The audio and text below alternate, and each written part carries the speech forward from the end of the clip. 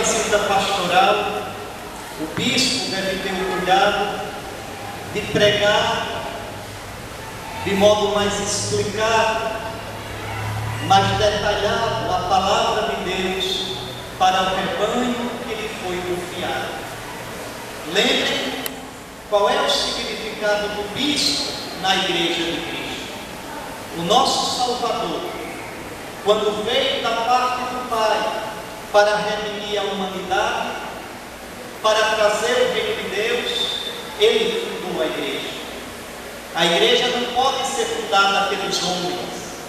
A igreja desce do céu, é dom de Deus, é obra de Cristo. Para fundar a sua igreja, Jesus escolheu 12. Como 12 eram as tribos de Israel. 12 eram os patriarcas, dos quais nasceu o antigo povo de Deus. Povo segundo a carne, povo segundo o sangue. Para ser o antigo povo de Deus, era preciso ser da raça de Abraão, ser descendência de Abraão, segundo a carne. Mas isso era apenas uma preparação. Tudo no Antigo Testamento é figura, é preparação, é profecia. Era preparação para Jesus. Jesus escolhe 12, chama-os pelo nome. Com isso ele quer deixar claro que vai formar um novo Israel, um novo povo. Esse número de 12 é tão importante que quando Judas traiu o Senhor, foi substituído por Matias. Vamos celebrar a festa de São Matias nesta semana. Pois bem, para que o número de 12 não fosse alterado, qual era a condição para fazer parte dos 12? Ter sido chamado por Jesus. Mas quando Matias foi escolhido, qual era a condição para escolher para o lugar de Judas? Está lá nos Atos dos Apóstolos. Alguém que tenha estado com Jesus desde o batismo de João, alguém que tenha acompanhado Jesus, alguém que tenha visto a morte de Jesus e alguém que estivesse no grupo dos que viram Jesus ressuscitado, para que seja testemunha da ressurreição de Cristo. E assim Matias foi escolhido para o grupo dos 12. Pois bem, desse grupo dos 12, tendo como cabeça Pedro, escolhido pelo Senhor. Pedro é um dos 12 e Pedro é o chefe dos 12. Pois bem, deste grupo nascem todos os ministérios da igreja. Os 12, pregando o Evangelho, impuseram as mãos sobre homens que os ajudassem e os sucedessem.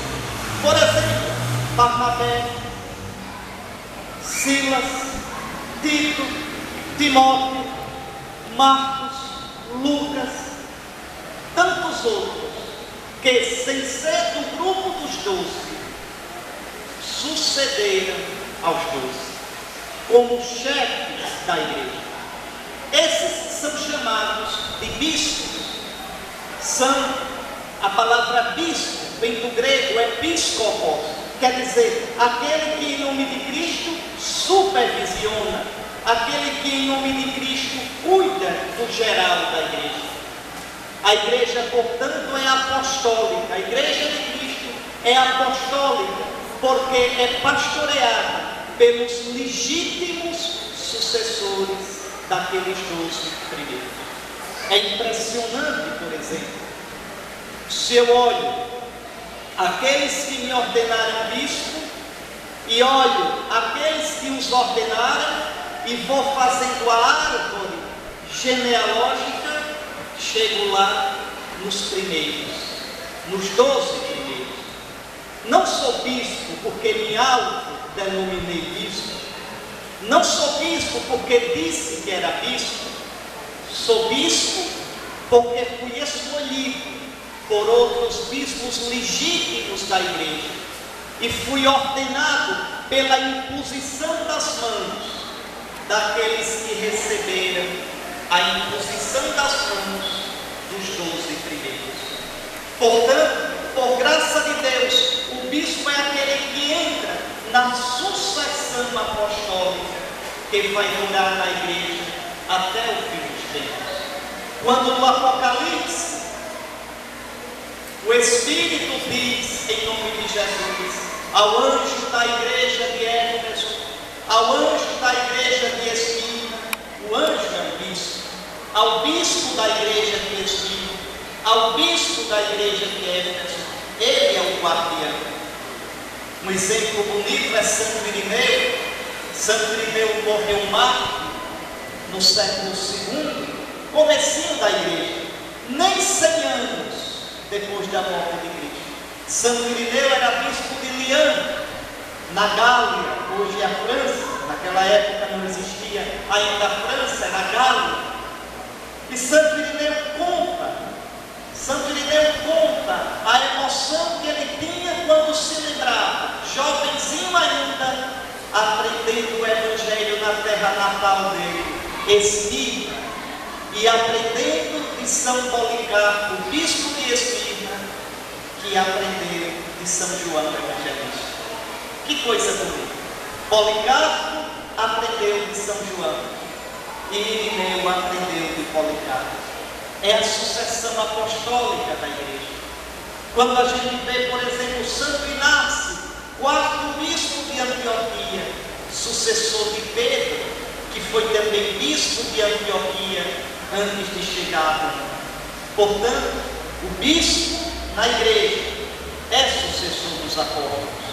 O bispo na igreja é aquele que é ungido com o sumo sacerdócio de Cristo. Ele ordena padres e diáconos para ajudá-los na pregação do Evangelho. Na sua diocese, o bispo é vigário de Cristo. O bispo não é representante do Papa. O bispo não é mandado pelo Papa. Não. O bispo é vigário de Cristo e é mandado por Cristo. O Papa também é bispo. Se vocês olharem, o Papa se veste como o bispo se veste. A única diferença é que, porque ele é o sucessor de Pedro, veste a veste branca, mas usa a mitra que o bispo usa, a cruz peitoral que o bispo usa, o anel que o bispo usa e o báculo que o bispo usa. O Papa é bispo, porque é o bispo de Roma, onde Pedro morreu no ano 63 e onde está sepultado. Ele é o sucessor de Pedro. E porque é sucessor de Pedro, é o cabeça do corpo dos bispos espalhados pelo mundo. E com ele, todos os bispos devem estar em comunhão, como Jesus quer, em comunhão de fé e em comunhão de caridade. Mas o bispo tem por superior somente a Deus, está em comunhão com o Papa. Mas o Papa, por exemplo, quando a gente se encontra com ele, o Papa nunca diz, meus filhos.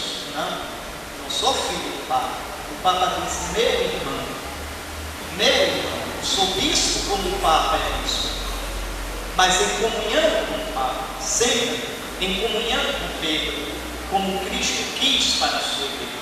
Então, o meu ministério de bispo, um dos momentos mais importantes desse ministério, é quando o bispo na visita pastoral conhece o seu rebanho mais de perto, convive com o rebanho.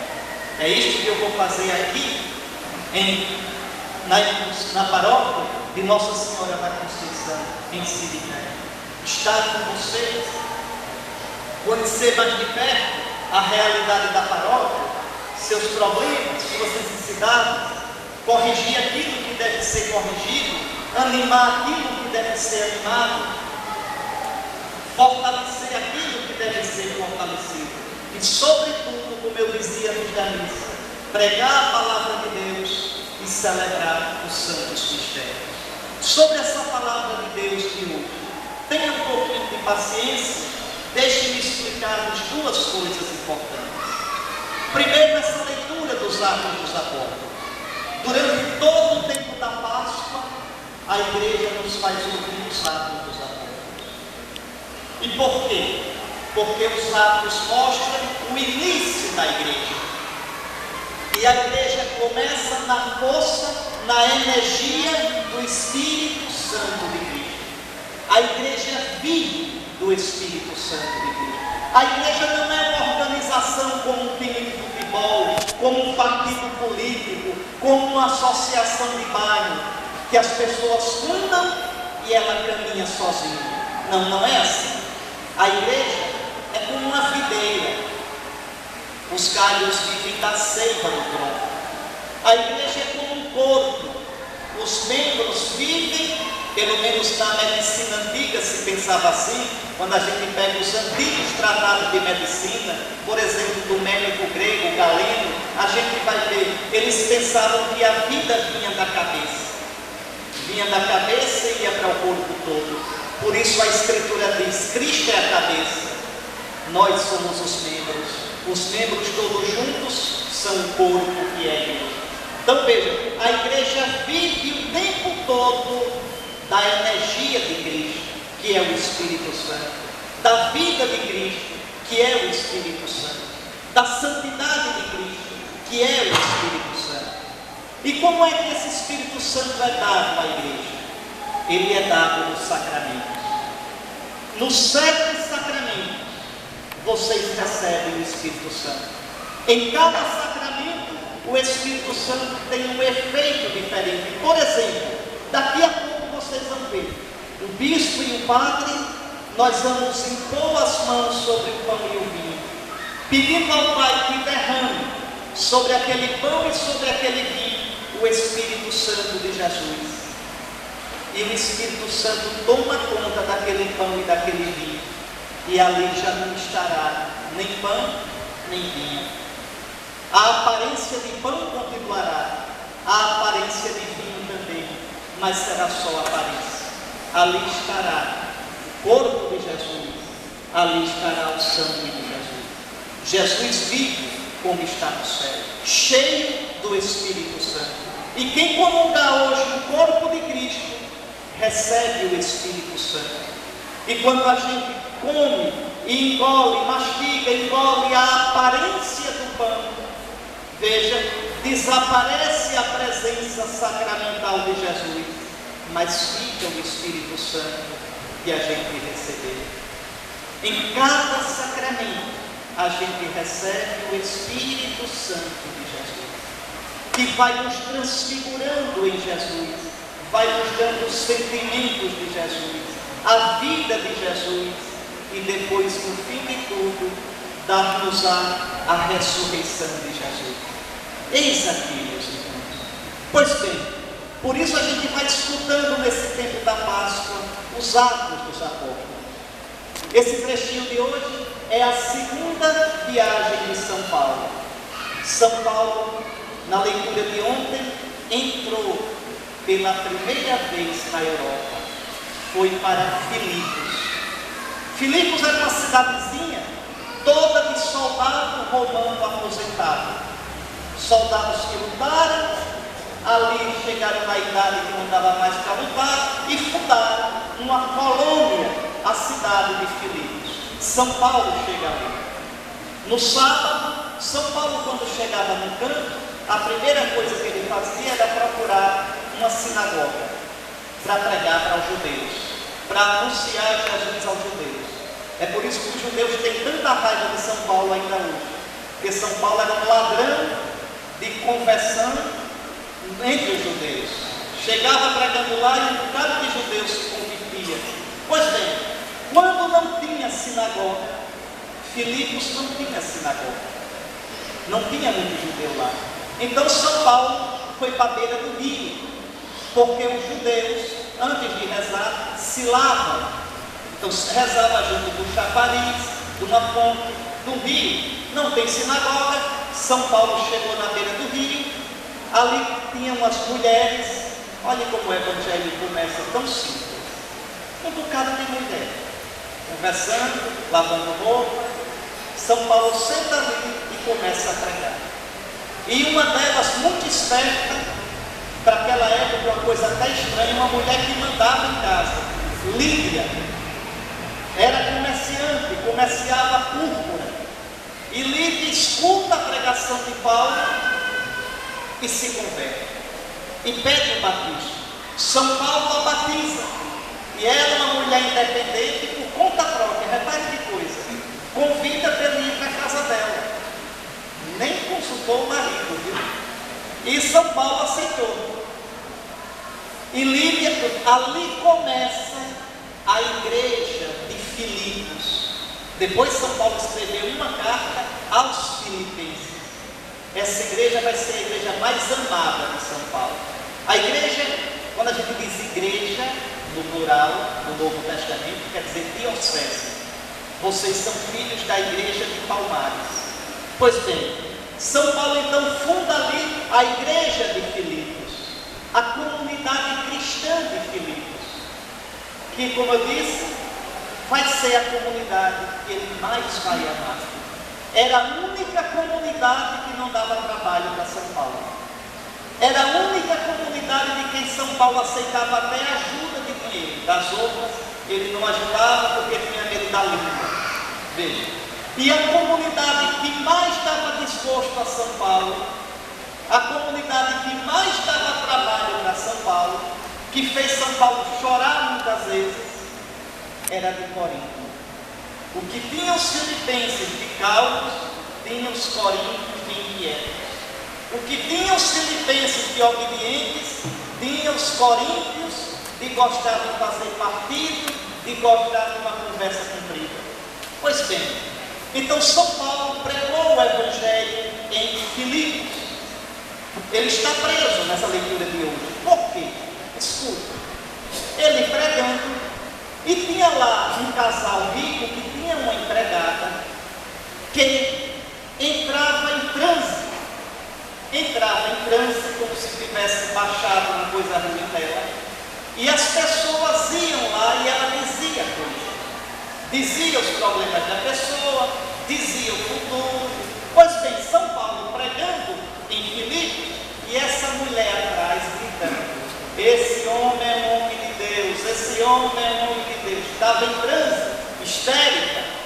São Paulo foi se abusando com aquilo, se abusando, e aí diz: espírito ruim, sai dessa mulher. E ela deixou de entrar em transe. Os patrões ganhavam dinheiro com isso.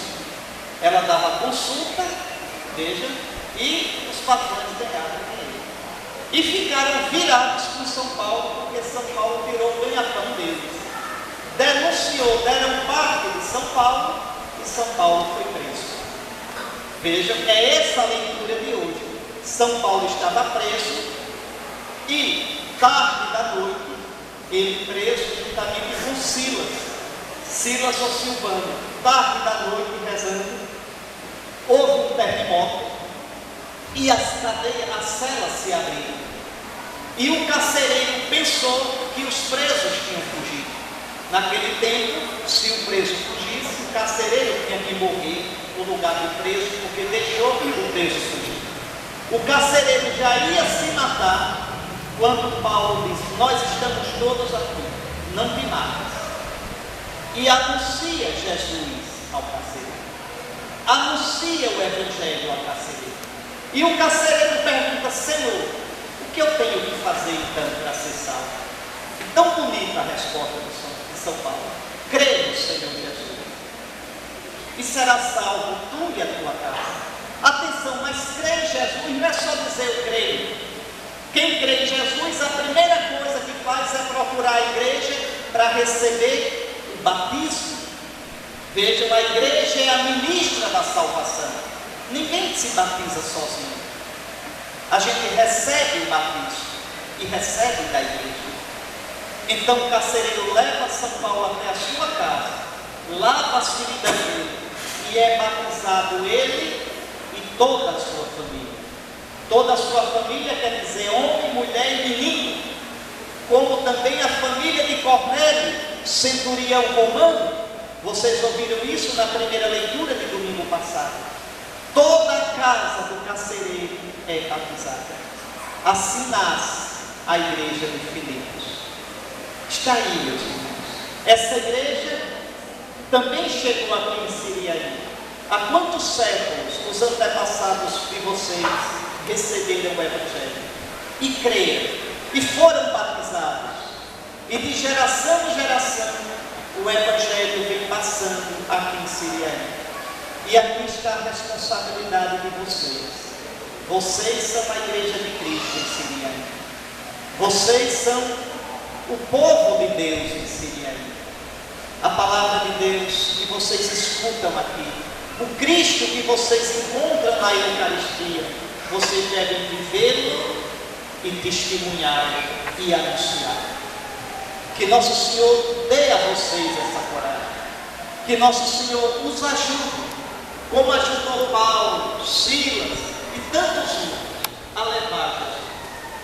Que vocês, como Lídia, aquela comerciante lá de Filipos, acolham o Evangelho com entusiasmo, com amor. Lídia recebeu São Paulo em casa e ali colocou a casa disponível para começar a comunidade. Ali se reuniam para a missa, ali pregavam o Evangelho, ali rezavam. Pois bem, que Siriaí seja uma igreja, uma comunidade viva. A mim não interessa se vocês são muito ou poucos, a mim interessa que vocês sejam fiéis, vivam o Evangelho e tenham a coragem de pregá-lo e testemunhar. Que a Virgem Maria, mãe da igreja, mãe de Jesus, cujo mês de maio estamos recordando na oração, que a Virgem Maria interceda por vocês, interceda por esta paróquia, para que, fortalecida toda a paróquia, pela força do Espírito Santo de Jesus, sejam fiéis e um dia herdem a vida eterna. Amém.